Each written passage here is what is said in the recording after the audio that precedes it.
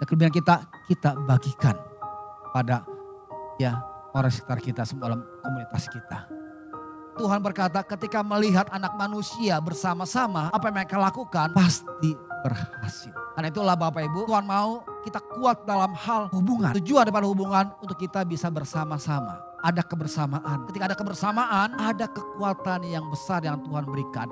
Apa yang dilakukan itu pasti berhasil. Karena itulah Tuhan mau kita kuat dalam hal hubungan. Sebab kita tidak bisa hidup sendirian. Kita perlu orang lain, perlu teman kita. Kita perlu saudara kita, Bapak Ibu, kita berhasil. Kalau kita baca Kejadian 11 ini tentang Menara Babel. Di mana mereka bersama-sama satu bangsa, satu bahasa, mereka membangun menara. Dan Tuhan berkata apa yang mereka lakukan pasti berhasil. Tapi kalau kita baca ayat berikutnya, Bapak, ternyata Tuhan menggagalkan rencana mereka. Kok kontradiksi? Karena Tuhan mereka berhasil ketika bersama-sama, tapi endingnya Menara Babel Tuhan gagalkan. Kenapa? Ya sebab tujuan mereka bersama-sama bangun Menara Babel itu bertentangan dengan tujuannya Tuhan, bertentangan dengan kehendaknya Tuhan. Sedangkan Menara Babel dibuat untuk mereka bersama-sama berkumpul, bersatu.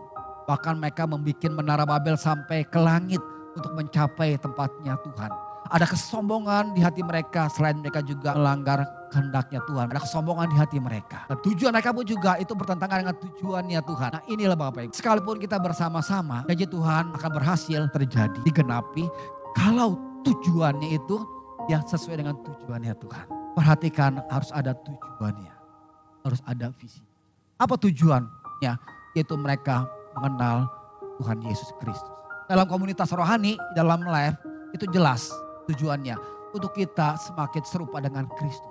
Karena itulah di situ kita dimuridkan Bapak Ibu. Dalam live komunitas kita komunitas rohani ini, ya di live lah kita dibentuk, didorong, diajarin menjadi murid Kristus supaya kita menjadi serupa seperti Kristus. Karena itulah di dalam live Bapak Ibu dorong untuk baca firman Tuhan, dorong untuk bikin renungan setiap hari, ya morning prayer, ya disuruh share saat teduhnya. Ya kemudian ketika di live pun juga disuruh berdoa, puji nyembah Tuhan mimpin. Tujuannya apa? Tujuan satu, supaya setiap anggotanya itu menjadi serupa seperti Kristus Bapak Ibu. Yang kedua, harus diperhatikan saat kita bersama-sama Bapak Ibu. Nah ini mesti redam nih. Dalam kebersamaan satu dengan lain itu redam kita. Jadi Bapak Ibu mulailah menumbuhkan kerendahan hati dari kita untuk kita. Jangan apa, saya.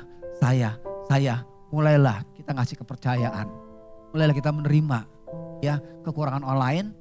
Ya kekurangan kita juga kita akuin. Kita menerima kelebihan orang lain. Ya